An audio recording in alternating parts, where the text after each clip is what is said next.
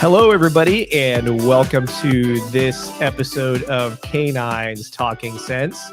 I'm your host, Cameron Ford, and like every broadcast, we are out here in Scent City, Las Vegas, doing yet another podcast. This time, I get to do a podcast with a fellow podcast host. However, he's over across the pond in the Atlantic, all the way in Europe, and has decided to hop on here very early morning your time and evening, because that's what we're doing is I'm having a beer while he drinks coffee. Flo Schneider, welcome to the podcast. Thanks for having me, Cameron. It's a pleasure. So your podcast is Kino Talk, and you now have both a English and I would say, is it German? The primary Yes. language, yep, that you do Yeah. the other part of the podcast in. And then you have Kinotech, which is your business. Tell us about you, how you got into detection dogs, and then of course your business and your podcast. So just so the listeners can learn more about you. Yes, I'd love to. So Kunotech actually is now my main business. I run Kunotech with a colleague, Stefan Pleiner, who is in the EOD business, and also with a friend who is who is with police for his full job, Christoph Ishofer.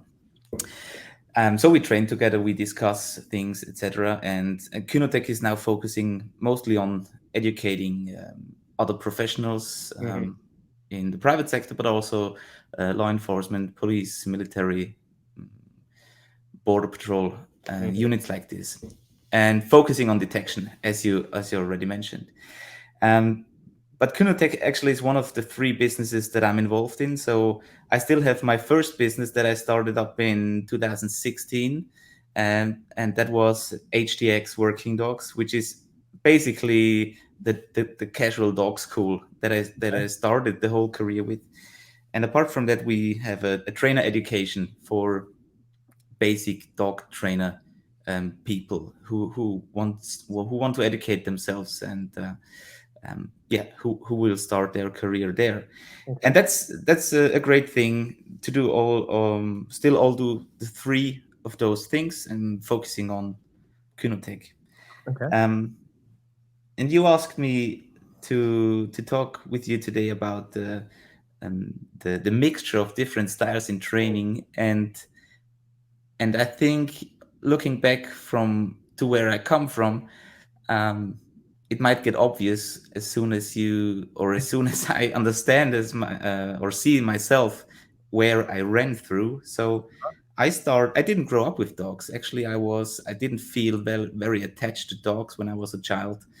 I grew up in Tyrol, in the Alps, in the mountains, Mm-hmm.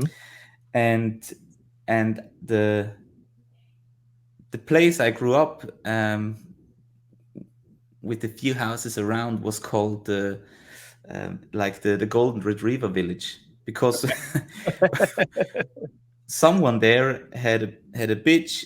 She got pregnant. She had a litter, and everyone in this little part of the village took a dog. So now there was 9 or 11 distanceless, happy dogs running around, always being wet, smelly, and very friendly. So somehow, as a kid, I didn't feel really attracted to this. But Sure. later, with 17, my parents decided to buy our first dog, and then I slipped into the search and rescue dog community. I was very lucky because uh, we found an organization with a young trainer, and at that time, like almost 13 years ago, it was very novel to do clicker training, etc. So this was like a big wow effect for everyone else, not for me, because I didn't know anything. So for me, this was the most normal thing to work with and to train dogs with and to start the training. And then I soon started to feel I want to learn more about the dog. So I started in this organization some apart from the sportive tests that I ran through for search and rescue and obedience, I started the trainer educations. And in these clubs and organizations, these are like 2 or 3 weekend courses, and then you're a certified trainer, um, which of course is not enough education. Sure. So I was still hungry for knowledge, and then I did something completely different, and we call it in German the fraction of cotton ball throwers. So this was a very a very softy trainer education that I ran through, and it lasted for more than 2 years. So it's an education that you do besides your normal job, and Mhm. um, it was very intense and very nice. The schedule had many different trainers and scientists and vets, but it was as well a basic trainer education, just to learn more about the learning theory, animal behavior, Mhm. uh, basic needs of dogs, and yeah, and somehow there I started to develop and knew I wanted to work with dogs. So meanwhile I was fully professional. It's not a paramedic, but it's in the end we dealt with the same problems on the streets or in the homes of people. Mhm. So I worked for the Red Cross in Austria, and then realized I wanted to go with the dogs full time after 4 years there of driving around for all kinds of things. Yes. And then someone, so I ran through different projects, doing the search and rescue thing. I was really into that. So that was one of the things I really loved. And also the obedience attached to that. And it was more sporty, but also we did preparations for deployment. So for all the Europeans who might know the IRO, I did the mission readiness test for area search with my first dog back then in Belgium, actually. So we failed in Slovenia the first time, and a Okay. year later, after some more preparation and when I knew what I was dealing with, yeah, we managed to solve the given tasks. Um, yeah, and somehow then on Facebook, I found some clips of some Scandinavian trainers, Uh-huh. uh, and that was back then. It was Tobias, Yep. and I don't know. I was in a it was a time of being a young trainer where I realized I need to go abroad to study more. I need to go out of Austria to learn more things. Mhm. Um, yeah, and that's when I started the trainings with the SWDI.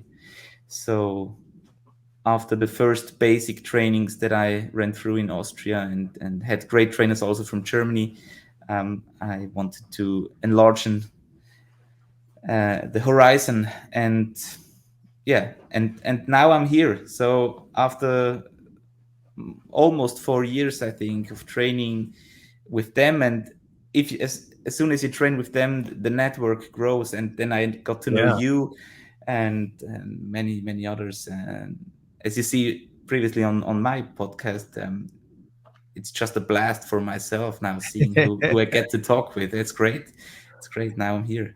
And you've had some really cool guests as of lately. I know you just did the one with Armin, which I plan on Yes. listening to coming up. By the time this airs, I've already listened to it. But and then Pat Nolan was another great one you had on there. You've had Tobias, if you had Jens, you've had some pretty big people out there in the detection dog world on your podcast. Um, so on that subject, who has been probably, or you would say, is your biggest influence as a trainer? You can pick a couple if you want to do Yeah. different stages of time, but who's been the biggest influence, and then who would you say is a influence even now? I think the biggest influence was in the end the first trainer I got to, because I was a blank piece of paper, Yeah. and this first trainer, this was even before the search and rescue group. She was kind of old fashioned, Hmm. so she was recommended by the breeder. It was not a purebred dog; it was a German Shepherd, Swiss Mountain Dog, Okay. hybrid. It was a mistake, but it was a puppy of love. So these were two breeding dogs that just lived together, and someone forgot to close the door. So she was recommended to me, Susie, Mhm. and she she was how to say, future minded, and she wanted to um, stay with the time, and realize that what they did 20 or 30 years ago was too harsh in many ways. Not everything was wrong, of course, and I realized that she has a strong hand, Mhm. and but she really make me understand how to cooperate with dogs. So Yes.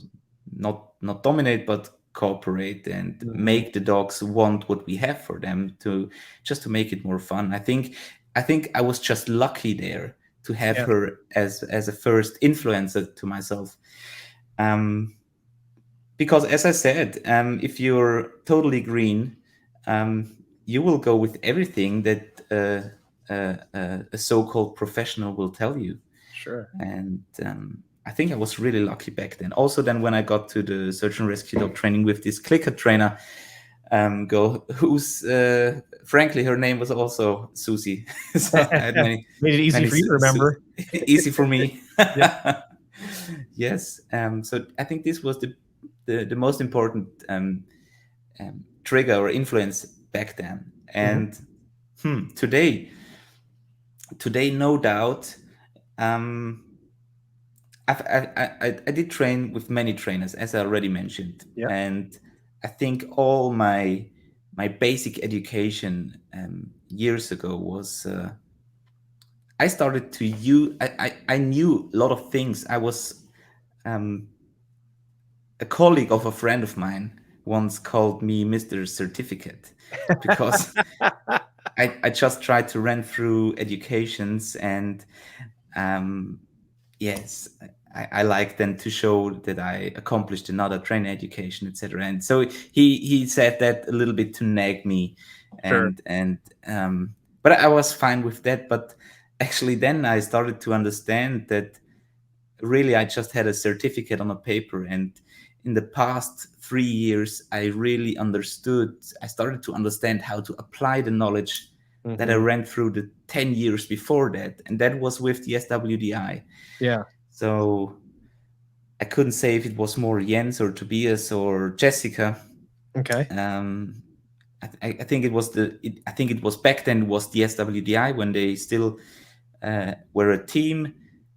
So they separated this year, Yeah. and uh, so there I really learned how to apply all the knowledge, and that was the second step after the first decade of absorbing knowledge. Mhm. I hope now I'm in the phase of applying Sure. and Yeah. still learning a lot. And I'm gonna get. Let me go back to this. I'm gonna get back to the SWDI in a second. But another question I had for you was, what's your favorite type of breed for detection that you've worked with? I guess it really depends on the purpose, and Yeah. in what environment the dog should work with. So I have the pleasure working with all kinds of teams who have all kinds of different requirements for the dogs, doing searches outdoors along railways, looking for little lizards or snakes. Uh huh. And on the other hand, well, we had a deployment 2 days ago with our bedbug detection dogs, and Okay. then we work with military police who are again working in different environments. Hmm. Um, I really fancy, if it's about detection, I really fancy a mono purpose dog, and therefore, well, I have a German pointer, Okay. and and Ignaz, he's great. He's yeah, he's a weapon. And but I would prefer Labradors in future. So Yeah. I sold Labrador to the Netherlands, and when I'm still having workshops and showing some video clips of Mhm. the nose work, I love to show her videos because they look best. Yeah. And it's funny, like when you and I had this conversation on your podcast, you had asked me the same question, which is Hmm. why I had to ask you the same thing. And we both said, Labrador was probably, fits that top mark because of how Yes. versatile it is with all the different things it can do. And then for me, my second choice was the Spaniel because as I had gone through, I'd worked with pointers and Mals and things like that. Mm. Um, I like what the Spaniel has shown me as far as Hmm. a balance goes. But I can also say it goes back to, it's like anything else, picking the right dog. But over here in the States, as the pointers have gained a lot more popularity, I'm curious to get your take on this. Do you see this Hmm. over there? What I started seeing over the past 2 years, more so in this past year, um, more genetic issues in the pointers than I'd ever seen previously. I had a couple within 1 year's time have brain issues. One had seizures, Oh wow. another one had a abnormality on the brain, which caused it to go aggressive. Um, so, which, now when I say this, these pointers came from the same source. So Yeah. Okay. it's hard to say is that global. However, even with other agencies I've seen that have had more, I would say with it, pointers that are 2 years or younger, mostly a year or younger, had various issues. Hmm. Have you seen the same thing in Europe? Because again, your guys' standards are much stronger. Now, in this case, I did import these dogs from Europe, but it's from Hmm. Eastern Europe, from Poland and places like that. Hmm. So we both know that there's some standards that are very different. The more east in Europe you go, the standards are Yes. a little more or less, or should I say a little less than what's in Germany and Austria and other places in Europe. Yeah, that's true. The first to answer not your question, going east also means sometimes to get the better working dogs because they Uh-huh. just were breeding. Historically, they were breeding for performance Hmm. because they still used dogs on a daily basis as a Yeah. guard dog or as a sheepdog or whatever, or as a hunting companion. And in Western Europe, we had more like the show breeding because Yeah. the wealthier part of Europe just had the luxury of not being relied on the dog's performance. But yes, this can go in all directions. So Yeah. of course, No, the it health thing and really the can. Yeah. pedigree and not the what's it called, the inbreeding and so Yes. on is very Because important. what you're bringing up is like, for example, Malinois and German Shepherds that I would typically see coming from Eastern countries in Europe had not as wide heads. They were Yeah. longer and more narrow.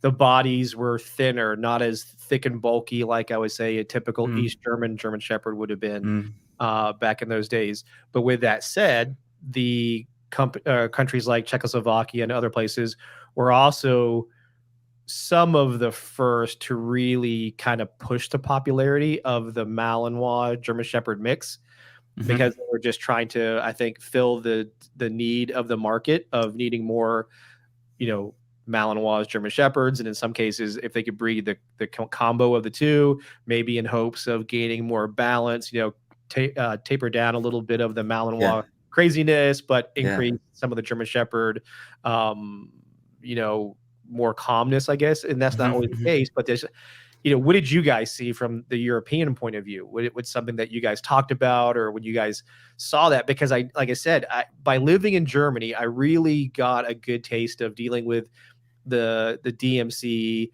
dealing with the SV, and then the very strong requirements as far as like the look and the working. Now the SV really went towards looking years later. In Mm. fact, I lived in Germany in '99 when it was the last year of the police and the Bundesliga are happening at the same time. The police competition, Ah, Bundesliga, okay.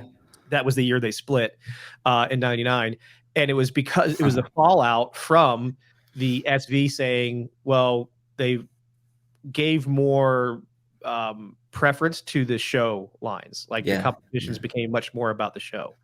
Yeah. and the frustration from that. Where at the same time, the DMC, which is the Deutsche Malinois Club, which is your obviously your Malinois side of things, Mm, they were really embracing working. They were really mm, pushing for working standards and things like that. And at the same time, in those years, in like the late '90s, early 2000s, the German Polizei were switching from German Shepherds, or they were using less German Shepherds and starting to buy more Malinois, which was a shift as well. So what has, now we're fast forward 20 years, you're in that market.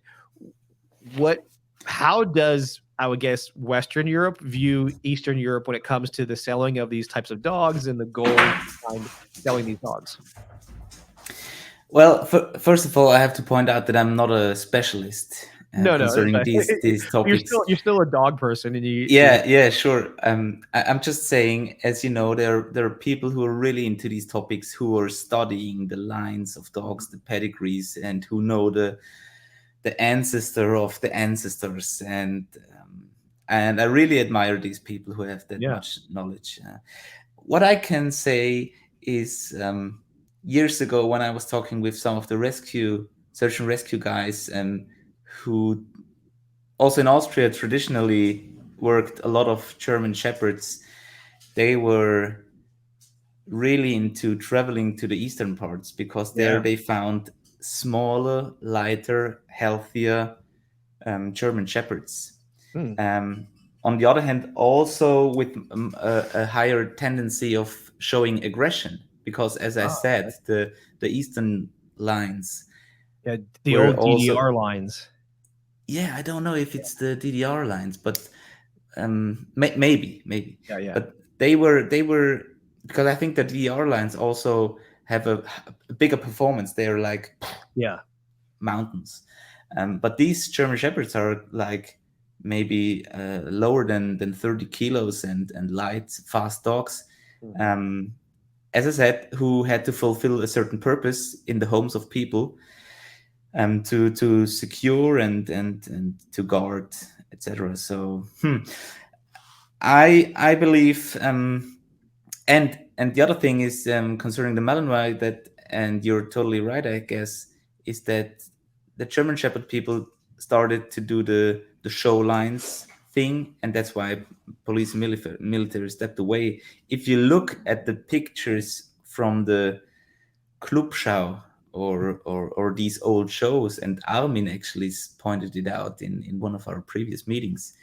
Um, if you see the German Shepherds, they really go steep on their Yeah. hind legs in the Oh, back. big time.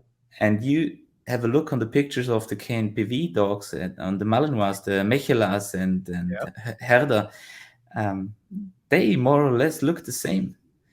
Um, which doesn't mean that these dogs are better, but obviously they manage to select on performance, and somehow selection of performance, of course, also has an impact on the appearance, Yeah. on what the animal looks like. Because if I This understood you correctly, though, what Armin was pointing out was the Malinois of today looks like the German Shepherd of yesterday. Yeah, yes, no, I think the Malinois from today still looks like the Malinois from back then. Yeah, yeah. They And haven't changed. yes, and the Malinois and the German Shepherd back then were looking also quite similar, even though we Correct. know nowadays that the genome, etc., is quite far Yeah. away from each other. Yeah. So German Yeah. Shepherd and Belgian Malinois genetically don't have a lot of things in common. If I'm right, there is a very interesting book that was released last year, from a scientist. Can't remember her name, Okay. Parker. I will send you Sure. the title, and because they compared. I'm really excited about this, but I I know so little, so I shouldn't blame myself. But they compared the FCI groups, and I believe in the Kennel Club, the American Kennel Club, etc. You have quite similar groups, Yeah.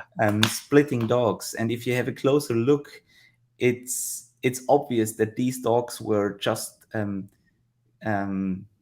these groups were just created by looking at the dogs Hmm. and using them for different purposes, but not regarding their genetics. of Yeah. course, because 100 years ago people did different things. So depending on the lobby of the dog, you had a bigger group. So you find in the FCI, you find like 7 groups of different hunting dogs, and then you have Yes. sheep dogs and herding dogs Yep. and some Nordic dogs, but the rest is all hunting. So I think that was quite funny, and you have some scales and diagrams in this book, how to understand breeds in a modern way, where you see the connection and the pedigree, the family tree of the Hmm. genome, which is very interesting. And things like a giant schnauzer and a casual schnauzer or a small schnauzer, they Hmm. look similar, but they have a different um, origin. You know what I mean? Yes. Like a Doberman or a Pinscher, Yep. they look the same, Yep. but they're different breeds. There, it's obvious. And also a Malinois or a German Shepherd are just different And it's funny origins. because it's amazing what selective breeding has done to just a single breed itself, like the German Shepherds. Yeah, When they started becoming selectively bred for show qualities and whatever the judges in a show liked, which meant money for the winner, who was the owner of that dog, it really changed. And that's where many Americans on the working dog side struggle with working with AKC, because mm, AKC, in many on the working dog side of things, look at it as one of the main reasons we've lost some of the major important working qualities that we've wanted okay. in our dogs. But the AKC is a huge entity with tons and tons of money. They even have lobbyists in our Yes. government now. Okay. And because of this, it's a hard thing to change. So what ends up happening is you have your significant segments of breeders who don't care about AKC papers. And then you have the ones who do, and the ones that typically do um, have at least some level of interest in how the dogs show when it comes Yeah. to the appearance of the dogs. Because you can look at like a Labrador, for example, like we both talked about, we like a show Labrador looks nothing. I mean, it Yeah. looks so different than a true working Labrador. Yeah. Like a hunter, most hunters would not use those Labradors you see. They look like beer kegs with legs. You know, they're just round. There's like little legs now, and it is not conducive for hunting tests and things like that. Yeah. But it's still amazing though. Like in Germany, I know with like the wired at the Drahthaar, Yeah. there is still significant, very difficult hunting tests that are required. And those that are Yes. listening or watching, Drahthaar means wired hair pointer. And actually, with the pointers, we go back to the question he actually asked me. So if I remember right, what you asked me, the thing in Europe is, and of course, I have a limited knowledge of I can't talk for all the units. I know that there are some pointers, for example, um, in the Austrian border guard, Yep. and the thing is with pointers, for example, for mine, I actually did make the hunter's license to be allowed to get the dog, and this Okay. is not a law, but this is a restriction that many serious and professional breeders um, yeah, ask for if you Mm-hmm. don't have a hunter's license, etc. So either you use the dog for a hunting purpose or you can use the dog for another working purpose. And you don't see a lot of these dogs in officials, and neither in law enforcement nor in the military working dog community. And I can't tell you why. So the traditional breeds are still Malinois Mm-hmm. and German Shepherds, but they're getting more and more to the mono-purpose Yep. dogs, and therefore they start to gain some experiences with Labradors, and here and there you see a German Pointer, and that's why Mm-hmm. I can't tell you what the thing is with the health. Yeah. So most of the pointers, most of the Labradors are used in the hunting dog community. So I should ask there because I Yeah. am not that deep into these things. What would be, based on what you're seeing now, um, what had what would you say is probably the most popular breed for the single purpose detection. Outside of the Malinois German Shepherd, in the what we call the floppy ear dogs. Yeah. What are you seeing from your point of view in your region or your part of Europe, as what breed is pretty popular for detection over there? Again, Austria is has to be looked at a little differently because there are few mono Yeah. dogs, but if you find them, they're floppy ears and they're most of the time Labradors. So there are some projects at our army where you find Labradors. Also, the is it translated correct? Zoll, like border guard. I don't Oh, know. okay, yeah. So we like you would say like obviously Germany, the Bundespolizei or Border Patrol or Yeah, Customs. border patrols, customs. Yeah, Exactly, yeah, customs was the word I was looking yeah. for. And um, I have colleagues and friends from the Swiss Transport Police, and actually they have also dual dogs, dual purpose dogs, but the mono-purpose dogs are all Labradors, Okay. 100%. And it makes sense because you're always in public places. You're traveling Mhm. with the dogs in the trains, on the train stations. Um, just being around all the time, so you don't need dogs that are reactive on their Yes. environment. Yeah. And that's also one of the big advantages with the hunting dogs. They're like really focused on what they should do, and that's searching, and they're not well, they can be attracted, of course, to human and food and all kinds of these distractions, but they wouldn't show any aggression to Yeah. someone running past Mhm, or mhm. things like this. I think that's also one of the bigger advantages that units start to realize. And I think since many units need to start to think different, um, as we started our talk before recording, Yeah. the biting community, etc. I don't know how bright the future is for these dogs. So units who want to use Yeah. dogs have to think in detection ways, I guess, Yeah. and And therefore, yeah, yeah, as I say, and over there now, um, what we refer to as forensic detection, things like blood detection, semen detection, electronics detection, um, different levels of human scent, scent that's 48 hours or less, things that this is pretty popular. I would say popular is the right word, but it gets used a whole lot more than it does in the United States. We almost don't have any dogs like this except for a few things. okay, But over where you're at, these types of specialty, these like evidence collection, forensic type dogs have gained it a lot more in popularity. uh, Um, because I think in some cases, one, you're law enforcement willing to use dogs to collect evidence in this way. To the experience that you guys have when it comes to detection dogs and willing to take it to another level like this. Um, do you see that growing more in Europe too? These types of dogs, these specialty types of detection dogs? yeah, definitely.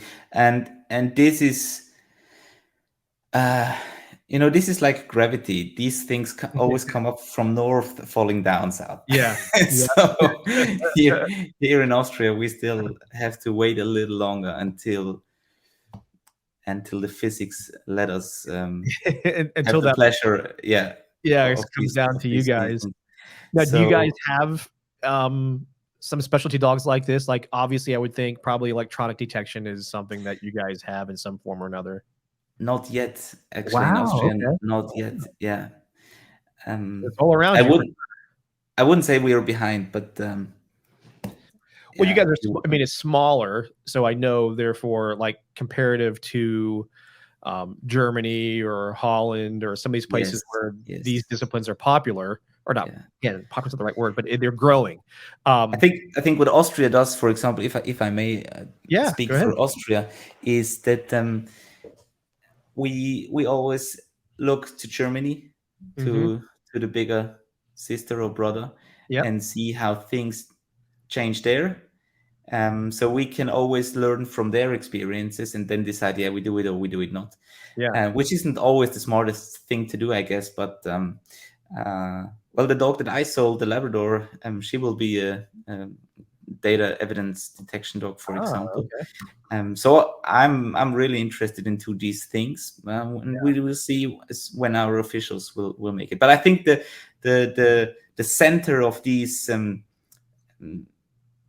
new branches in detection Hmm. is Northern Europe. It's UK, it's Scandinavian Yeah. countries, it's Denmark, Netherlands, things like Mhm. that. And also in Germany, where I was last week, they now started to do the first project dogs, one or two dogs that they try to do the data evidence thing with, and Mhm. it's growing Yeah. though. Yeah. Well, there's just because like I share over here in the States is so much criminal activity. It's not just about, in the States, everybody thinks when they think of electronics detection dog, they think, oh, it's about, child porn and, keeping child molesters away from the kids and their means to do this. There is so much even beyond that these dogs are used for: financial crimes, terrorism, Yeah. narcotics now because of cryptocurrencies and all.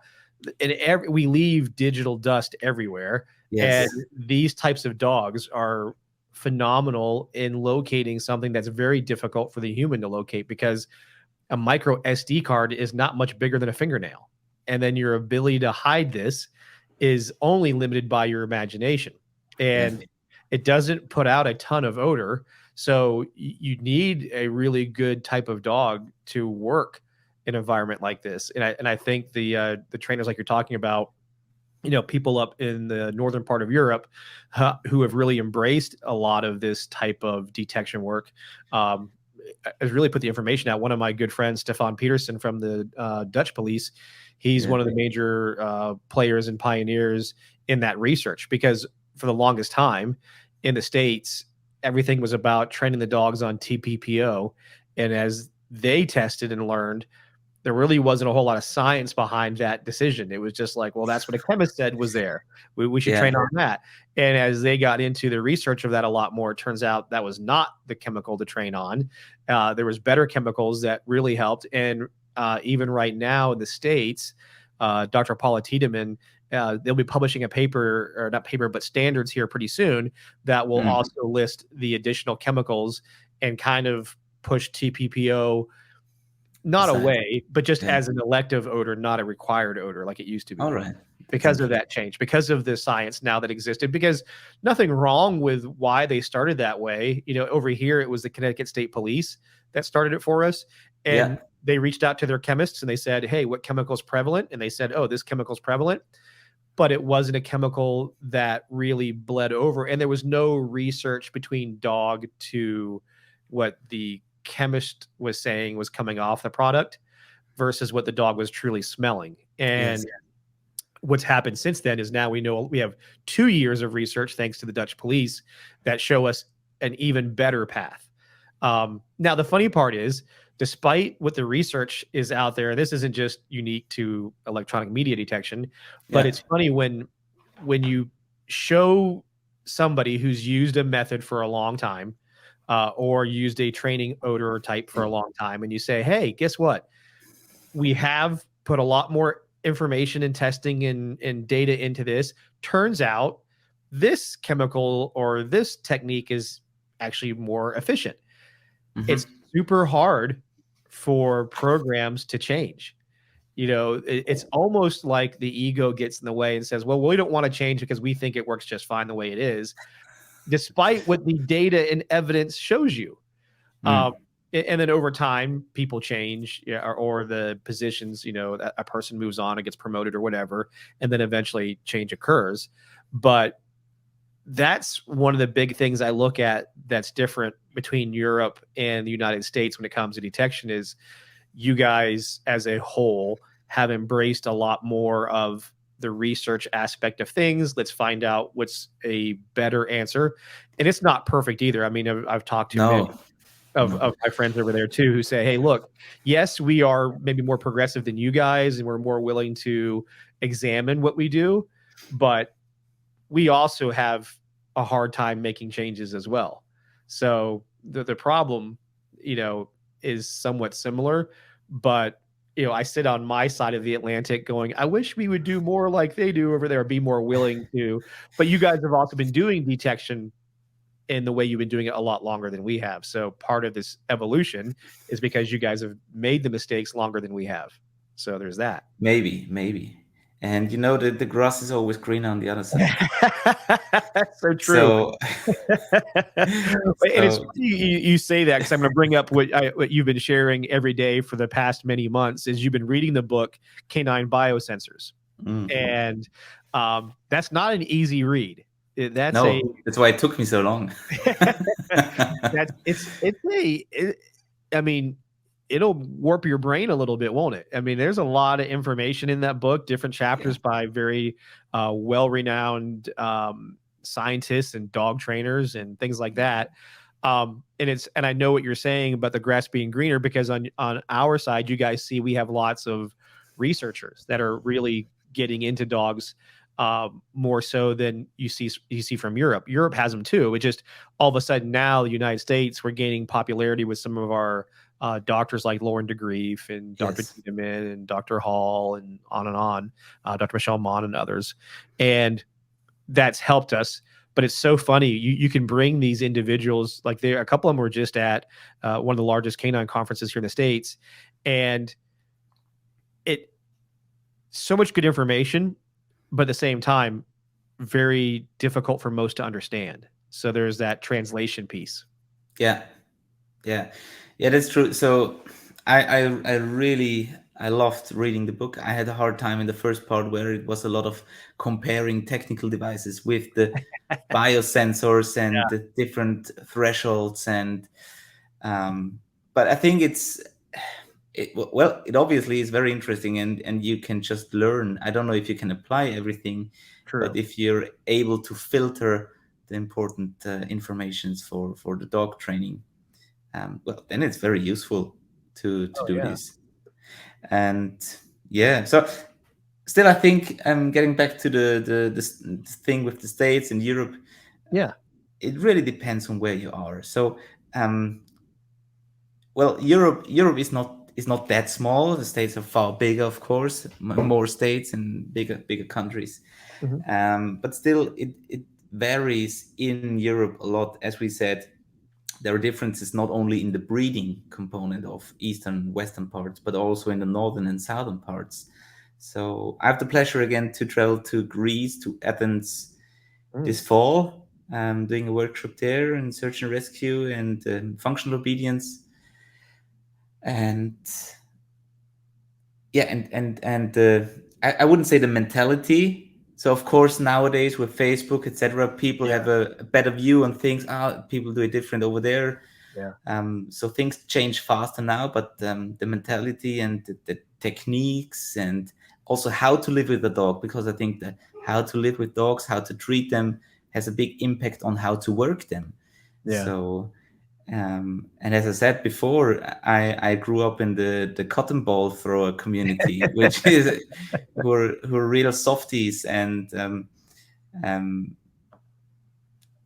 that makes a difference, and depending on where you are. Sure. Well, let me ask you this: what's your favorite type of detection work? That's a good question. Sometimes I think reasons why I am doing this right now is because I'm never satisfied. So everything that I do and accomplish, I wouldn't say bores me, but for now I would be really interested in these forensic, different branches in forensic detection. And well, me and two colleagues, Stefan, Chris, and I, we will go to do a what's it called? We will get the certificate to buy and own and deal with explosives. So also this will be an interesting thing for us next year. So everything that's new is my favorite, because there I can. Well, it goes back to, like you said, you love learning. So when things are new, it gives you a lot of excitement to go learn it. What has been your favorite that you've done so far? Not what you get to go do, but what have you really enjoyed either narcotics, explosives, bed bug? What's been something that you found Mm. really liked? Of course, all the things concerning narcotics and explosives, these are the sexy branches in detection, I think, Of course. because Yeah. that's the law enforcement, um, that's handling a dog with a weapon on your belt, Yeah. etc. So that's always the cool thing. Also, working with these guys, I really enjoy doing this. But for myself, I actually really enjoy doing the bed bug thing. Yeah. Um, it's first of all, it's something that you can do as a civil person. There is a business obviously behind it, Yeah. and it's a good thing to do. The cool thing is that we are searching for live animals. Hmm. um, we are not looking for something someone hid, but that doesn't make things easier. Yeah. So the target scent that we are looking for has a very low threshold and isn't easy to find always. So I really enjoy this. Also seeing how the dogs develop after the deployments, getting better, showing new ideas, and uh, yes, I think right now for myself, for me personally, this is one of the favorite things in detection Hmm. that to deal with. Also, being able to collect the bugs when you find them, and Yeah, that's always yeah, lots of fun. yeah, yeah. What about the ones that you didn't mean to collect? Yes, never happened so far. Yeah, no, it's been lucky. We've had, that's a question I get a lot when people reach out to me about being a bed bug detection dog handler, was how Yeah, they deal with that. And then yeah, um, before, those that listen to this episode, prior to this episode, there's a bed bug detection episode that I did, and we talked about that. What the types of areas they search, dealing with potential do bugs get attached to you? What about the yeah, dog? All that kind of stuff. And we covered that in that episode. So it was funny because it's just one of those common questions you get is like, well, what yeah, about if they get on me or my dog and I don't want to bring it home? How much cleaning of myself and my dogs do I have to do because of that? yeah. So so what would you say has been one of your most challenging things that you've had to do in detection? Like what's been something that you're like, whew, training this is difficult, or at least challenged you as a handler and trainer? Generally, in training Yeah, dogs, whatever. so I really like to try many things, and with all of my dogs, I use my dogs for some deployment work concerning the bed bugs, for example, because for me as a civil person, that's one of the possibilities where I can gain experience in deploying dogs. Hmm. So I think that's an important thing. But I try all kinds of dogs. So my dogs are more likely demonstration dogs. Their their performance is never the best, but very good. Yeah. And because we do different things, so the most challenging thing for me was the verbal directionals Ah, yes. that I trained my Malinois for, and we worked through the plan of Jens, Yeah. and that was really challenging. According to also train other things and keeping my dog on a level where I can still seriously deploy the dog, and took some time, and uh, yeah, that was very tough, and still I talked about it last week. I watched some of the older training clips, and it's a lot of fun doing it, but Yeah. it's such a long way, at least with the first dog, to run through the plan and to see, okay, there are some difficulties there. You could work faster with the next dog. Again, there you should put some more attention on to make the dog sit straight, and Hmm. less helping cues and so on. Yeah. The double directionals are really tough. The laser detection was very easy because you always have the target given and Yes. it's straight lines. But Yes. sending the dog out of sight, left, right, stop, turn 180 degrees, up, down, All stop, doing sit, it by radio, search. right? You guys had a Yeah, radio on with you and the dog. Yeah. yeah, radio, and also then because we have built our own camera system, Hmm. um that we will also sell sooner or later. Ah, um, there you go. Yep. Yep. um watching the dog, just just watching the dog's view and understanding how to guide the dog is very hard. I remember Yeah. playing computer games back then, Uh-huh. and the racing games. So with the racing games, you could change camera side, Oh from yeah. behind the car, like third Yeah. person view, or in the cockpit, Yeah. or no cockpit, just like being on the number plate on the front of the car. And Yeah. that's what you see when you have the dog. Yes. It's the So it's the you dog point of view. Yes, Yeah. and it's first person view, and Yeah. that's because dogs move so fast. That's a big challenge, actually, Oh yeah.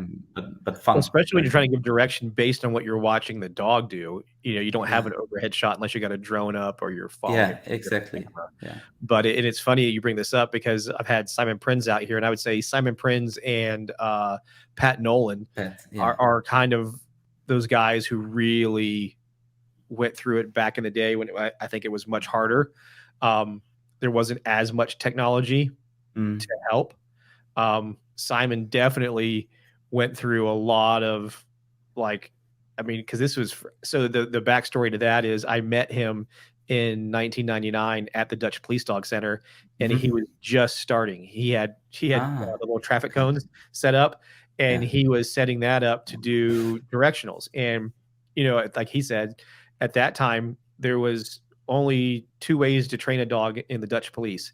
That was correction and a harder correction. So, like he was saying, he goes, "How do I do this from a very far distance?" And on top of Mm. that, back in those days, the e-collars weren't even really Hmm. an easy tool to use because you couldn't change levels. You had to take a plug out, put a different thing in, and then use that Hmm. as the way you change levels. So anyway, like he was saying, is he had to come up with a better way. And then, Hmm.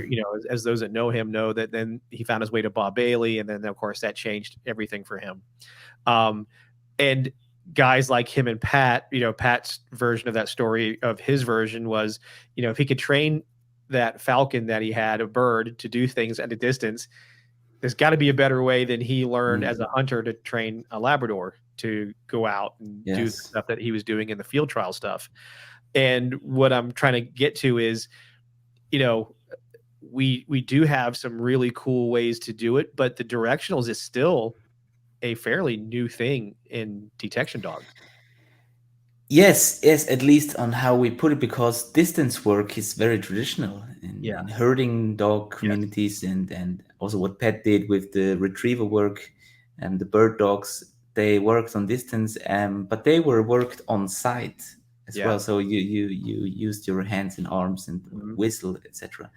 But really working the dog out of sight of distance, um, teaching the dog to take orders to left, right, straight, Mhm. stop, turn, and from the dog's point of view is a Oh different yeah. thing. And but it's very interesting. So I like these challenges, and um, I need a new dog to to, It's funny you say that because to run through the plan I've again.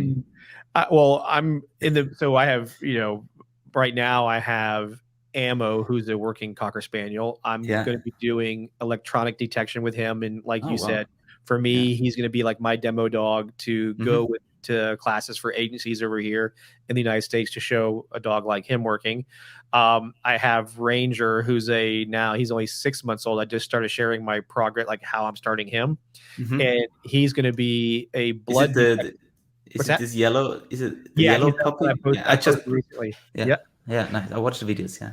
So he's going to be a blood detection dog, and he's going to be used on two different projects between. So Dr. Lauren DeGrief is doing a project on blood and age, and then Dr. Paula Tiedemann is doing blood and its reaction to different types of surfaces.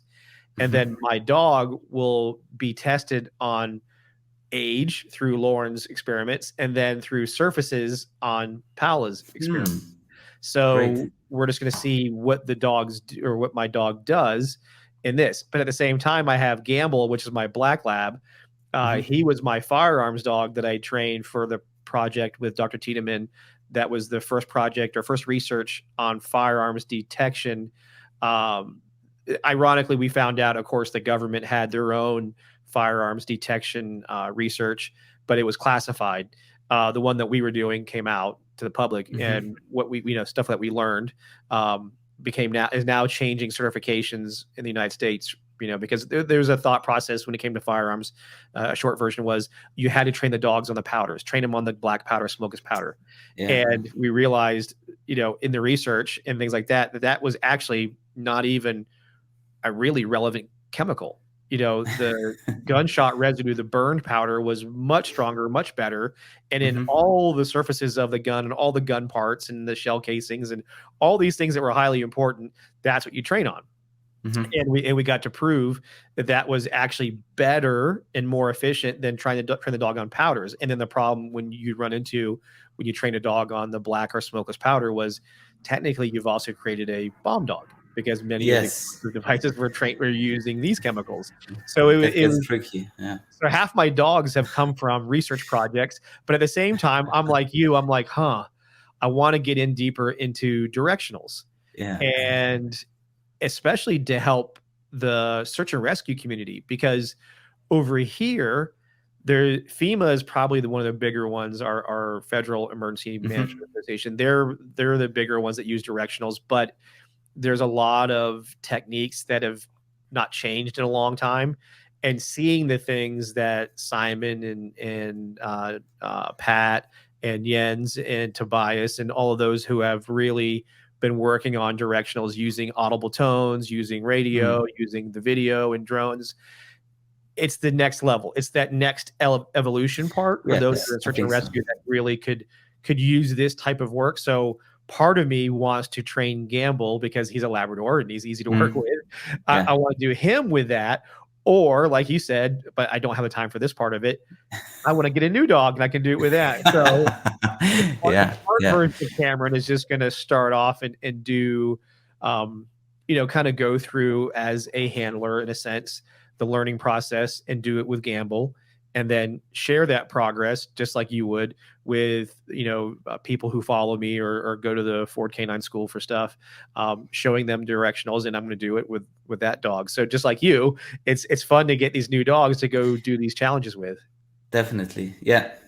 Definitely. So now, one of the things I was going to get to that's different in the, as we were talking about, cultural differences between, U.S. and Europe, so you guys definitely spend considerable amount of more time training a dog in a discipline. What would you say the average time, and I know this is different depending on the discipline, um, but from everything I've always learned in living over there, you guys will spend in many cases a year training a dog in a detection skill before you really go out and deploy it operationally, sometimes longer, maybe a little less depending on again the skill, but it's just a mindset. You guys will put in the time and put in lots of training to invest to get that much more reliable asset of a dog out there when you go operational. Yeah, I think many factors play in here. So I think first of all, of course, it depends on when you get the dog and when you start training with, because Yep. I really enjoy building puppies Yeah. or training puppies, and then you, well, you don't lose the time. I think it's a big win if the dog is healthy. You will have a big achievement in putting your own handwriting on the dog. Yes. um, and also something that I see doing is, from all of my dogs, but also the dogs of our clients, the longer we do it, the faster we get better results, and Sure. and that's a must-have. I think it would be a problem if it was the other way around, or if you wouldn't have faster progression. Um, so, but maybe, and I don't have that much experience in the States. Um, a friend of mine, Josh, and you know Josh Judge, I think he was Yes. in Yes. some or Yeah. some of your courses, Yeah. and I met him in Sweden. Great guy. Yeah. He was also with us last year here in Yes. Vienna. Um, but I was amazed that he once told me that one of his dogs was maybe even certified before 1 year of age. Oh yeah. Um, That's could like be. I don't know. No, I don't that's want true. to.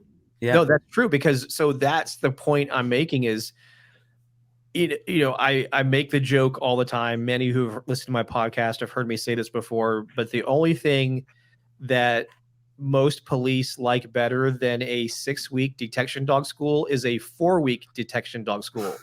They want, if they could get away with doing it in 2 days, they'd be happy to do that too. Yeah. Because now there's a reason for it. It isn't just because they want to go as fast as they can. The bigger picture problem is the departments are understaffed. There's not enough Yes, funding. sure. Yeah. So they It's the same need, here. yeah, they need the person back doing the job that they're doing. So I make that comment, and we say it's tongue in cheek, in a joking way, but there Mm. is a serious problem in the Yeah. sense that um, the mentality is how fast can I do it versus Yeah. how well can I do it and how much time do I need to take. And like you said, um, for us, the difference between you guys in Europe and then United States is United States, the vast majority of police dogs being trained and provided are done by a commercial vendor, Okay. not so much by the agency itself. There are plenty of departments that do their own training and have their own schools and train the dogs from zero.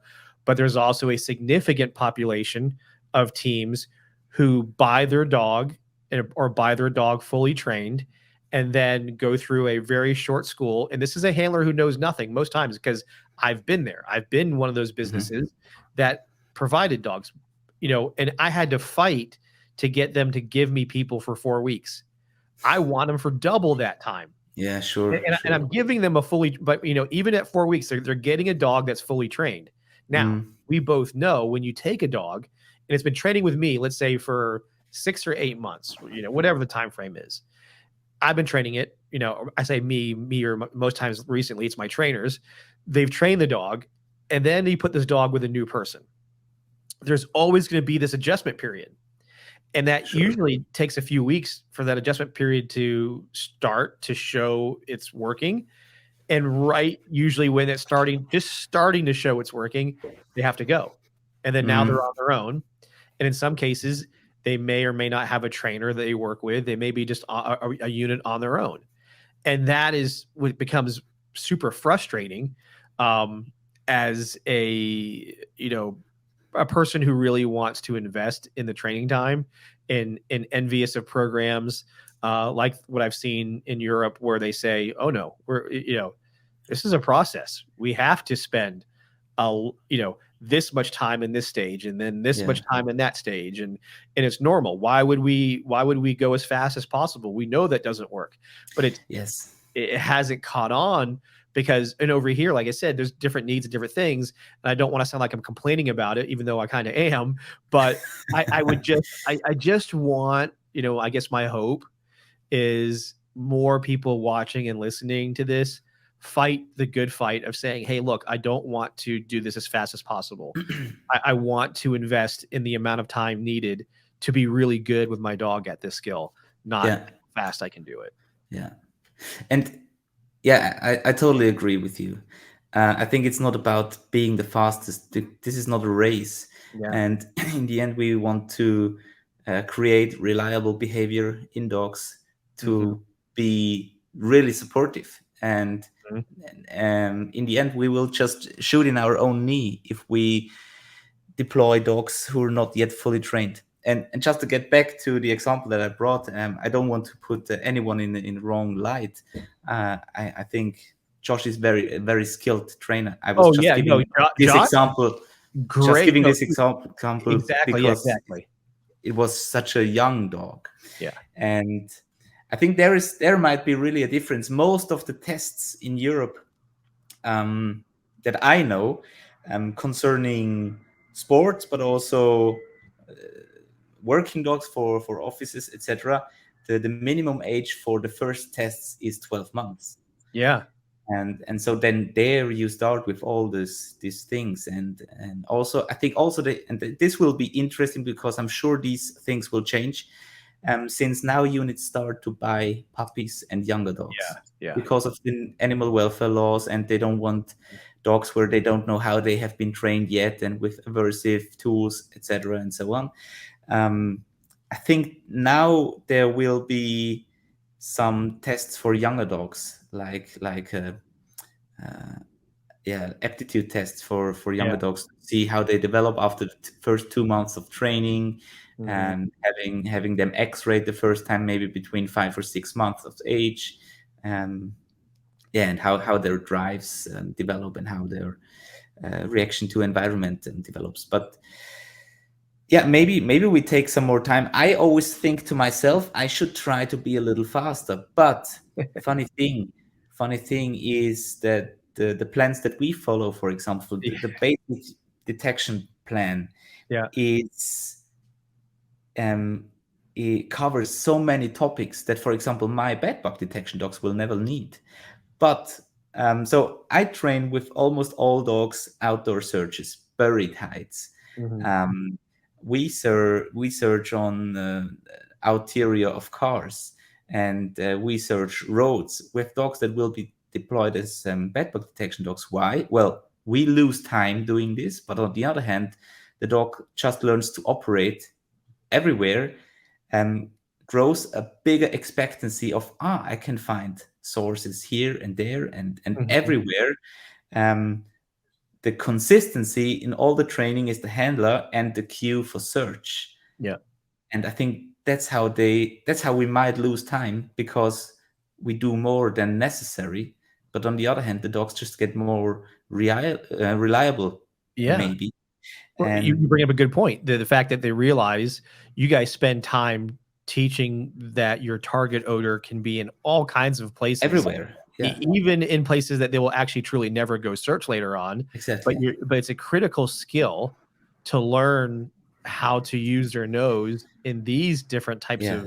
of environments. It makes them better for the environment that they actually will go in most cases. And that's one of the discussions I love to go into because people say, well, we don't have that much time, and our target odor will never be found in environments like this, blah blah blah.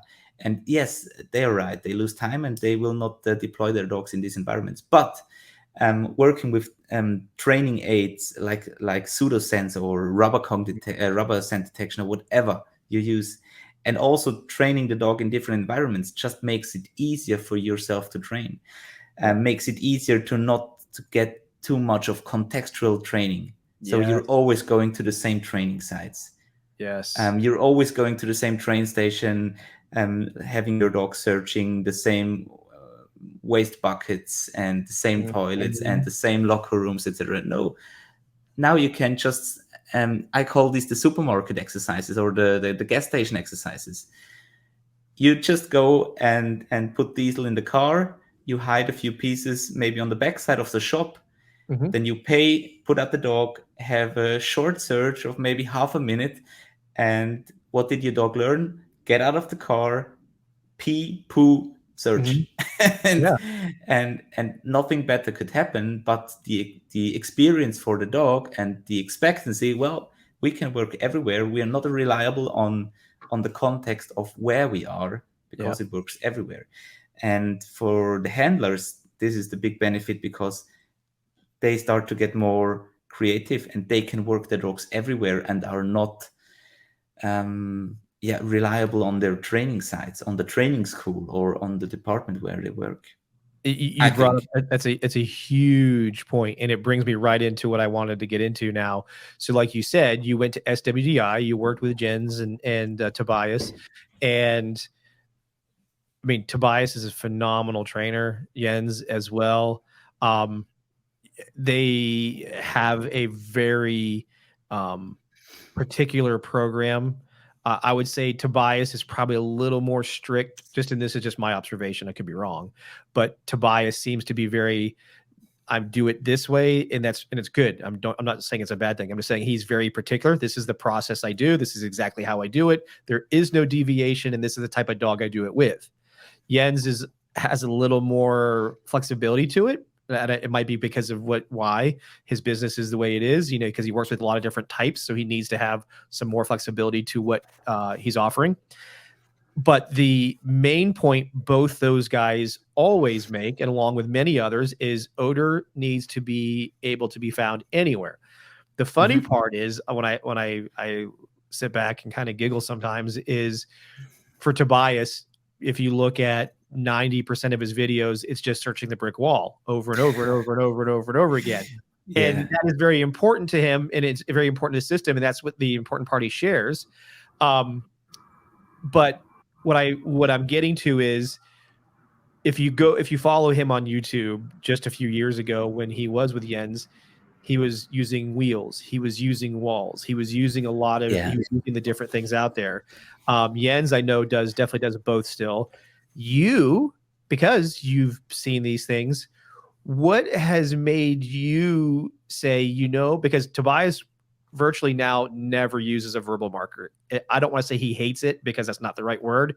He uses markers through tactile. He's pulling the Yes. collar. He's touching the dog.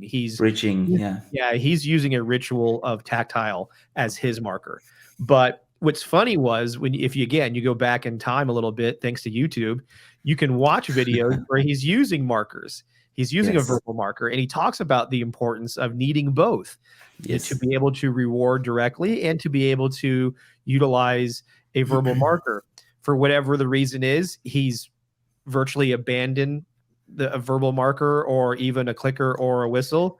And I did a podcast with him. And he talked about a little bit about why, Yeah. but you have a perspective, and I've seen you stay really flexible. So why did you go that way, and what have you seen in that because you came from the school? These are one of my favorite topics to talk about. I think I could give you a very simple answer. Give me whatever answer you want. Um, and the answer would be what Jens would say is it depends. Okay, absolutely, I Um, agree with that. so I hope again neither Jens or Tobias will punish me for this. But as far as I know them, and the first time being in contact with the SWDI, I did a 9-month course with Tobias in Tuscany in Italy. Mm-hmm. And then after that, I met Jens in autumn of the same year. So I think if you have a look on both of them, Jens is a generalist. He's maybe similar as I am. He's doing more different Yeah, a things with the lot of dogs. different He's types of doing protection. Yeah. detection, tracking, different kinds of tracking, bite work, laser to detect, laser to bite, verbal directionals to detect, and being do you know the mailman? So the verbal guided dog that is carrying around objects Yes. like Yep. cameras or other Yeah. things from Simon A does to a lot B. of that stuff. Yep. Yeah, yeah. So things like this, and I think Tobias is a specialist. Tobias is the Yeah. specialist for detection and multiple surface tracking. So that's the one thing. And a thing that I've learned from both of them is the whole approach. So I try not to make an opinion about a topic in the topic, because if you why is Jens using verbal cues and also verbal secondary reinforcers or markers, as you say, and Tobias is not? If you train a dog that works on distance, you need a Yeah. dog to be able to get a verbal cue to search. And if the dog is 100 meters away, you will not throw in the toy to source. Exactly. Yeah. Well, if you do, I'm impressed. Yeah. You should be probably doing some kind of sport. But if not so, you need a secondary reinforcer, Yeah. reward announcement, a whistle, a clicker, Yep. a verbal cue via radio. So Mhm. that would be the simple answer. It really depends on what you will do with the dog, where you will deploy the dog, and if there is any chance of working the dog on distance. Here you go. the Yep. dog should be at least trained both ways, with a signal, with a hand guided cue Yep. and verbal cues. And the thing, one of the biggest things I've learned so far is the approach of training. So if I work with the different units or organizations, I always ask them, what's the main purpose of the dog? Mm-hmm. What's the list of skills the dog should be able to fulfill, or the team, not only the dog but the team? um, how does a test for testing these major skills look like? Mm-hmm. Then we make the progression plan to prepare the dog for the test, and when we have this, we can select the dog that is able to fulfill these things. But the important thing about this list is that we have the idea of the list of skills. And if I know that, then I can choose, well, I do it like I see it on the video clips, just tap, search. Yep. But as soon as I think, well, maybe I will send my dog in distance, Mm-hmm. you should include the verbal cue, I Yep. think. And so it depends. Um, and yeah, so this is this. And the thing with the brick walls, etc., and different apparatuses, Yep. is this a Yep. word? Yeah. Correct. Yep. Uh, is, well, how to compare it? These are like very efficient parts of the whole plan, Yep. but it's just a part of the plan. Yes. And it's like when you, for example, when you see you have an interview with a coach from a soccer team, or as we say in Europe, football. Yep. um, um, and you see some short clips from the team Mm-hmm. training. It's always the same exercises. It's running with small steps but high pace. Yeah. The dribbling, it might be standing in a circle. One person is in the middle and tries to catch the ball, and the others are just kicking the ball around. And so these are the typical exercises in soccer to do the warm up. But if you would have a look on the progression plan or the training plan, there are like hundreds of more Oh exercises yeah. that they do. Sure. And that's the same, I think, with the detection when watching Tobias or Jens. There are some major exercises that they show and share. And also, I like to use, for example, the brick wall, because the brick Mm-hmm. wall, I teach the dogs the first searches. So Mm-hmm. we cut down, or we smaller the size of the target to search Mm-hmm. for. We can now choose different kinds of reinforcers. So I can throw to the source, but I can also click to the handler. Yes. Correct. I will add different controls or distractor Yep. sense in the wall with different classes. So easy, medium, hard Mm-hmm. distractor sense. I will add bridges during the search, but also during the indication. So I'm walking around, I'm talking while the dog is searching. I have other people's walking around. I add some strange undergrounds, empty plastic bottles, things that make noises when walking over them, having another dog with me. Then we add the first blank searches. Then we add the variable reinforcement schedule. So the dog is not always rewarded, even though the task is Mm-hmm. perfectly fine. So Yep. we can all do these things in this technical part of the brick wall. And if you have a look on our video clips, then you would think, wow, 95% of what they do is brick walls. But it's not. I'll say, So with the exception of Tobias, I agree. For whatever reason, though, Tobias pretty much also hates wheels. I mean, he actually makes it a point to say there's a problem with using a scent wheel.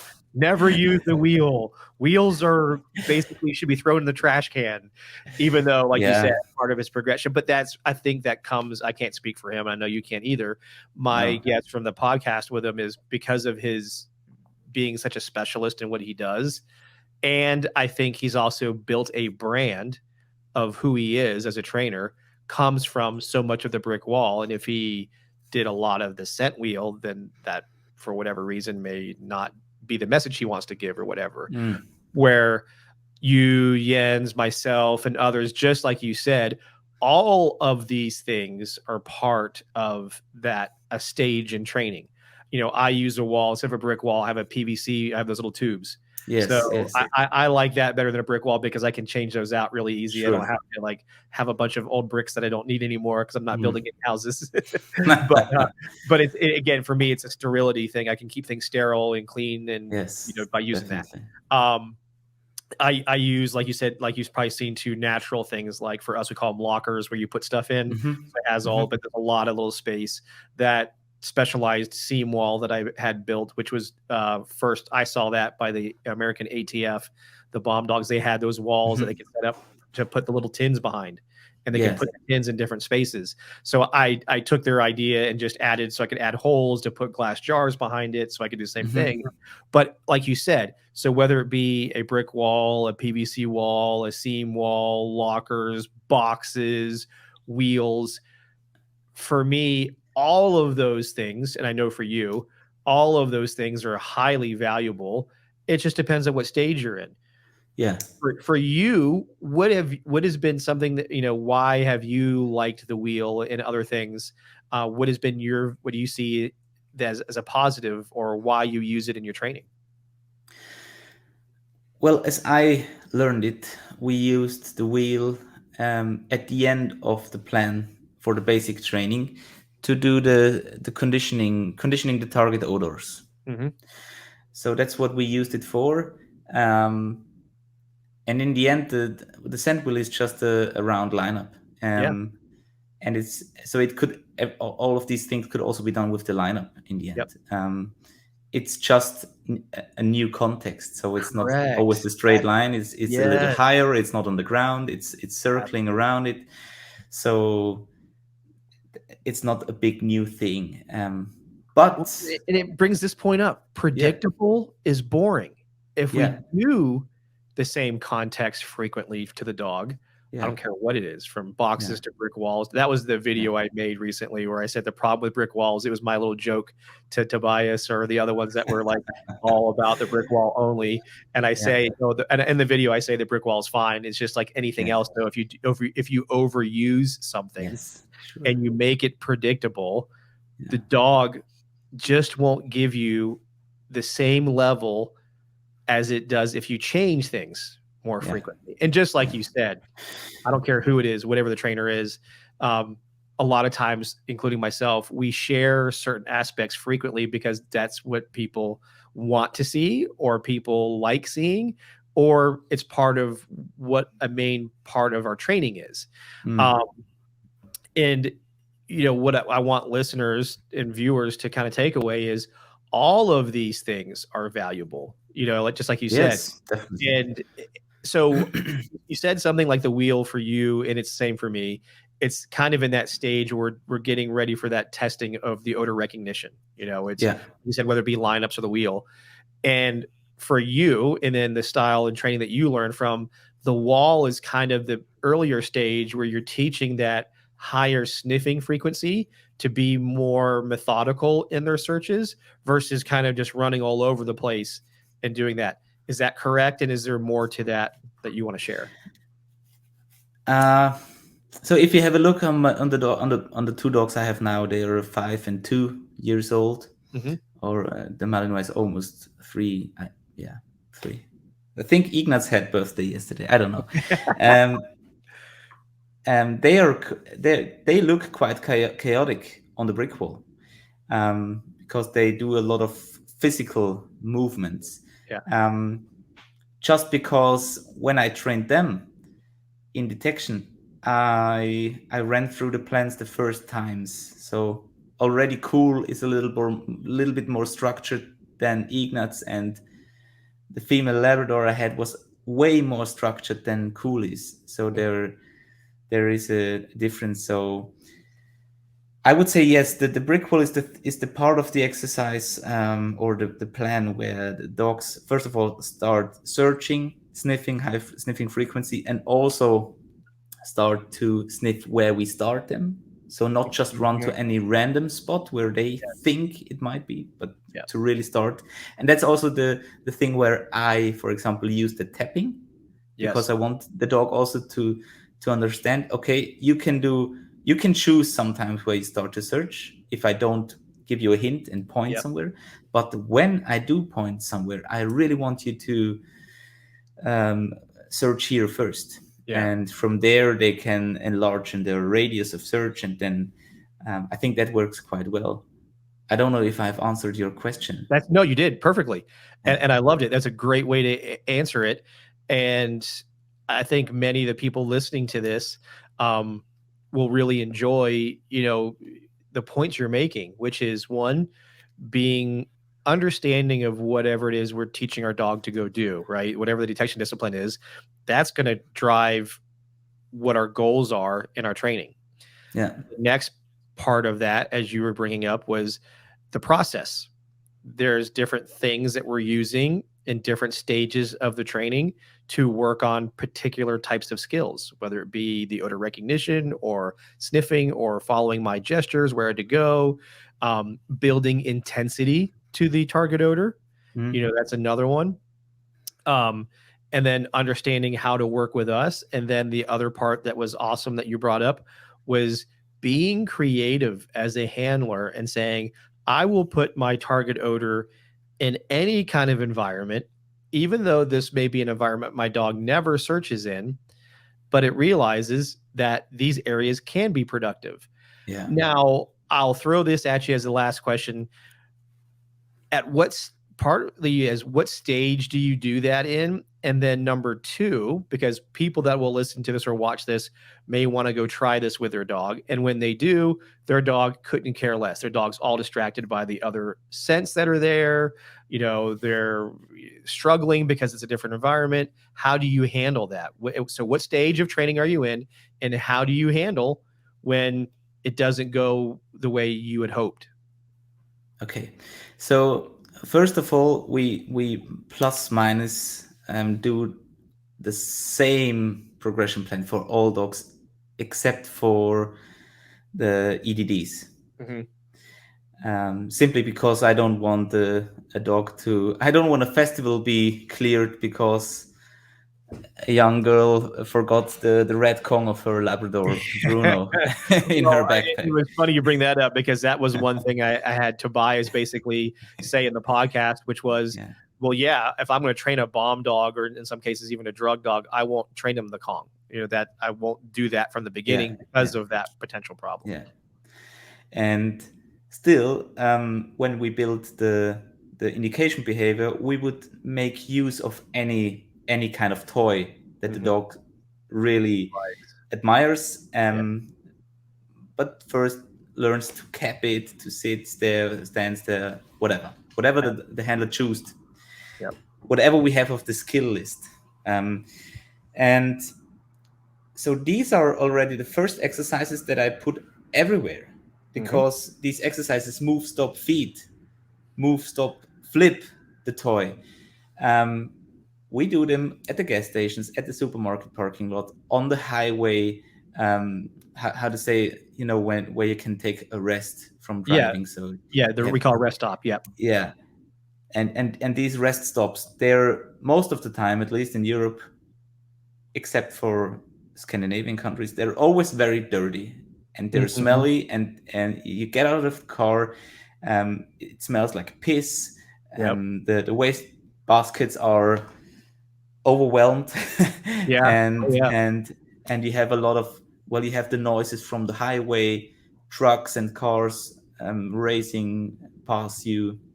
So I like to use already for the dogs, just learning move, stop, feed, move, stop, flip, go and sit in front of the toy on site Mhm. in these different places. So um, and I think that's new. That was one of the new things to what I did before, because before I tried to really work in a very sterile environment, Yeah.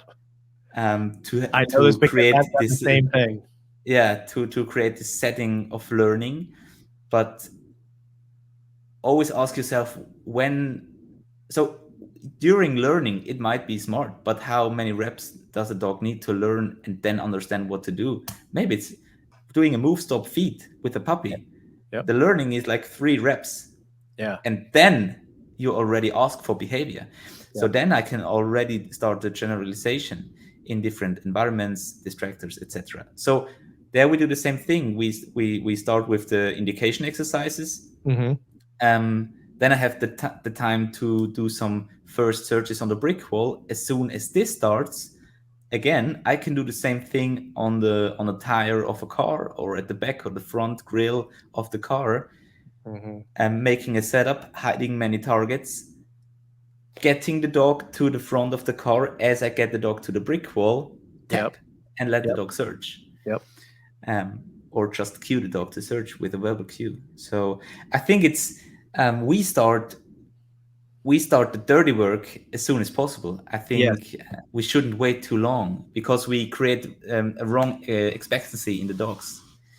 Um, And well, you're bringing up the point for so the listeners that are and viewers that are watching this, the great thing that you're bringing up here is you are creating, because in that developmental stage before you started odor, the playing in the focus games, um, you did those in all those other areas. So then later yeah, on, when you go back to odor, you've already created a understanding and an expectation that fun happens here, which, exactly.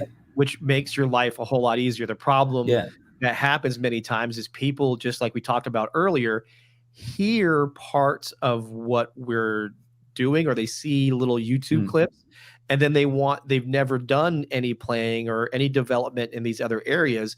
They go there for the first time, put odor out, and go, I don't understand why it didn't work.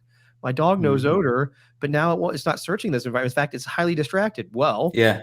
because it was missing a huge part of the training aspect Yeah. that you already Foundations. developed. Yeah. Yes, by building those conditions. Yeah. Now, just for so those that are understanding, explain the move, stop, feet, so Yeah. people, so they know what that means. Yeah. Okay. So with this exercise, move, stop, feed as an example, and it's not the first task in the plan, but with this exercise, we teach the indication behavior. So we put some kibble or desired food in our hand. We show the Mhm. dog that we have the food in our hand, and we know what the is it the final response or last Yeah, whatever response? our trained final response is. Yeah, Yeah. yeah, yeah. So we have defined that. So in this example, we do it with a sit and stare. Mhm. So I offer the hand to the dog. They chase it a little bit. Um, they chase it a little bit. So I do a short movement. That's the move. Mhm. And in the end, I just draw a shape of a U Mhm. in front of me. The dog follows my hand, and then I do a snappy stop. Yep. So that's the cue in the Yeah. end. Yeah. And the first few times the dog might try to get up to the hand and is a little bit active, but that's perfectly okay. That's the operant part of the game. Yep. As soon as the dog realizes, okay, the hand is not opening for being active, the dogs settle down. Most of the times they just sit and stare to what they desire. And in Mhm. this very second, I open the hand and feed the dog. Yep. I deliver the food to the dog because also now the dog understands, aha, I can sit with a little distance because reward is delivered. Yep. After the first 2 or 3 repetitions, I will start to do a reset if the dog gets active. Mhm. Because now I don't want this operant part to be a big thing in the learning history. So I would really reset this after the dog has been able to engage distance, sits, stares, and being rewarded. And that's the move feed exercise, move stop feed exercise. And the move stop flip is the very same, just not with food, but The with toy. a toy that triggers higher drive. So we Mhm. first teach behavior with lower drive to then put it on a higher drive toy. And there's something else I would like to point out, Cameron. Yes, please. Um, People sometimes mistake that they think we start with these exercises with puppies um, or young dogs, but we don't. So the the training before the detection training, and I think Tobias also mentioned it in his podcast, is before that we do a lot of drive development. Yeah. So we teach the dogs to play. I like to call it the structure of learning. Yeah. So the dog learns my different secondary reinforcers, and I'm a big nerd about this. So Yeah. for my personal dogs, I have 4 different secondary reinforcers. Wow, multiple Um, markers, as they say. yes, so It's very they important. are they are food at the handler, then it's a toy at the handler or the external rewards, food Hmm. or toy. And for all of those four, I have a different announcement, Yep. because in my head, at least, it makes sense for the dog to have this reflex like response and Mhm. exactly know where to check for the reward. Correct. Less thinking, more doing. And so before the actual detection training and creating indication behavior, we do this motivation development. And already now I get the dog out of the car at the gas station, supermarket, rest stop at the highway, and I just do a clicker session with the dog. So get out Hmm. of the car, pee, poo. Yep. Now we do something. Yep. I click the focus to the handler. I walk backwards around the car in a totally new environment. The dog spends no attention to anything happening around them, just having the focus towards me. That's what I do with the puppies. Then, as soon as they have lost their teeth or they're a little bit taller and they would engage with a tug, I do just play sessions at the gas station. So you have the strange smell of gasoline, you have cars approaching or going away, driving Mhm. away, and people stopping by looking. And Yep. the dog just learns in these environments, having different distractions. The most beneficial thing to do is engage with the handler or with the toy, with the reward, with the prey, because that's what really solves every solution. So the dogs already learned really to focus on work before I give them the more difficult task of Yeah. detection. With the job. And I think young handlers, as I was myself, of course, um, with the first dog, I did it the other way around. I started detection and then put the dog to distractions, Yeah. and that's not the easier way. No, it's So much harder. And it's funny, everything you're saying, I actually just in the past few days shot videos of me doing again. I'm sharing the development of my yeah. new dog Ranger, and Natalie has the sister to that same dog. She has a Lara, and we're going to show a lot of what you're bringing up is Mm. we have to we're doing these same games that you're talking about, but how we do them with my dog and how we have to do them with her dog are a little bit different because Okay. her dog needs a little bit more sometimes because she wants her dog to live in the house with her, like just Hmm. be loose really a lot. And there's been some developmental things that has come from that Hmm. has different intensity than my dog, who is more structured. Like Okay. he's out, he gets to go play. He has his rest time. He has his time, with me, or playing with the other dogs. Right now, it's been a lot of just being a puppy. I Yeah. create Yeah. structure, but I don't just let him roaming around the house to do nothing. Hmm. Hmm. If he's out, he's doing something. So, but just I think in the dogs themselves, there's differences. Plus, it's that nature versus nurture. So, Hmm. nature wise, they're slightly different. And then how we've been nurturing them is slightly different. But what we want to share is exactly what you're talking about is showing these developmental steps in these all these different kinds of conditions and areas. But even more in detail is, oh, look, with this type of dog, we can do it this way. And with this type of dog, we do this. And this is the reason why. Like this dog, we're going to play more, or maybe it's more food Yes. games Yeah. because she needs more food than my dog Yeah. does. My dog may be more crazy for the toy, so forth. Mm. So it's this is just such good information for those that are watching and listening, because just like you said, all of us in some way or another have dealt with this, and we may have done it backwards. Yeah. So many that I know you get the questions, I get the questions. At what age should I start putting my dog on odor? And I'm like, not until you're done with all this other stuff, which is usually the dog's a lot older. Yeah. Um, Yeah. but there's been that mentality of or information's been shared, oh, you should start a dog as early as possible on odor. And what you got to read and what we've seen is it doesn't make a significant difference putting them on odor when they're really young and then going to odor later on. Some dogs did better, but at the end of the day, the data was nothing better than chance. Some Yes. dogs Yeah. did, some dogs Yeah. didn't. Did not really Yeah. provide a really big advantage. So But what does give a big advantage is teaching a dog that everywhere is a positive or a fun experience, Mm. and you can build and get a dog really working strongly in all kinds of places. And the sooner you do some of that, the better, Mhm. developing. But you got to do this based on that dog in front of you. Yeah. If a dog's going through a fear stage or going through something, this might not be the time to do a certain type of exercise. It might be time just to do exposure, and then Mhm. help the dog through certain things, not maybe cover it up through play. You might have to teach them, oh, look at this, isn't so bad. Okay, now we can engage, not use Mhm. engagement to make the bad thing go away.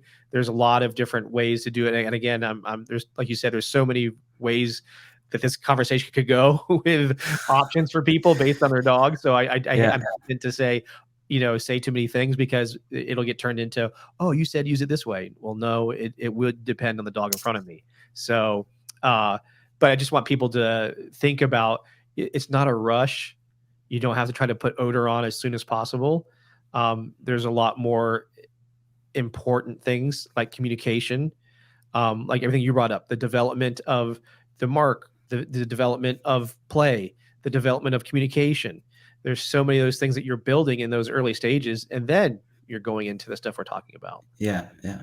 And the big advantage is um, dealing with these things first, creating a good learn setup and the structure of learning and the rules of play and how to ignore environments or distractors. If you don't do that, you will have very hard times getting on track and concentrating on the real thing. Uh, so yeah, don't try to take a shortcut there. Nope. Because Do you're the gonna basics you're first. gonna fix you're gonna still address the problem. You still have Yeah, to fix the exactly. problem. You will still have to deal with it. Yeah. Um, No, it's good stuff. I mean, this was a great conversation, and obviously, I know we'll do more. I have a question, and I ask this usually of the guests who I know will be very valuable to those that are watching and listening. Would you be interested? Well, first thing first, I guess, is me and you've already talked about doing a seminar together. So that will come out probably in the next few months. We'll talk about when we're going to do it, but it'll be over there in Europe, and yes. I will do one where you get to come over here. But on top of that, would you be interested in doing a webinar on my platform on the Ford K9 site, so that way we can have people find you there and you can share a topic, maybe what we're talking about, maybe development or something that you want to share. Would you be interested in doing a webinar? That would be great. I would love to do so. Perfect. Because I know as people listened, if they made it all the way to the end of this podcast, they're going to be really hungry for some of that information that we're talking about. And we both share a lot of things on social media. So speaking of that, how do people find you if they wanted to shoot you or an email or find you on social media? Where do they go to? What sites are in social media do you have? Well, of course, you can have a look on our homepage at www.kynotech.at. I leave it to you to spell Yes, it. I will. I will. Yeah, KYNOT. Is it? Yeah, TEC. Yeah, Kenotech. exactly. But I'll put it in the And show notes, and I'll put it on the yeah, screen here. please. Yeah. And also on Facebook, Kynotech as well, Instagram, Kynotech. Check out our podcast, please, if you haven't listened to it yet. Also, we have a great episode with Cameron himself and me. So I'm sure you will enjoy that. It's called Kyno Talk by Yeah. Kynotech. Yep. And yeah, that's how you find us. We also have a YouTube channel. And of course, it's bilingual. So we have a lot of German content, obviously. Mhm. Also, our homepage is in German. I'm still working on a solution on how to do Have it it both in English English and German. Yeah. and German. But yeah, um, I have to prioritize and do Oh other yeah. things No, I first. believe me. I get it. I totally get it. Is you are starting to do what I've been going through now, which is, like you said, the development of your podcast and then Yes. videos. And who knew that being a dog trainer really meant you had to be really good at videos and audio stuff, right? Yeah. No one told me that. No, I didn't know that either. And about a year ago, I had to start learning really quickly how to do this kind of stuff. But Yeah. obviously, it's really awesome to be able to share information like you shared on this podcast with so many people. Because at the end of the day, it's all about getting information out so people have more resources to have a better relationship with their dogs. Yes. Yeah. So I thank you so much for spending the time to come on here and to reach almost 2 hours. And Yes. Great. it's really been wonderful to have this conversation with you. And like I said, there obviously will be lots more. And then for all of our listeners, as always, thank you for listening to K9s Talking Sense, where it's okay to be nosy.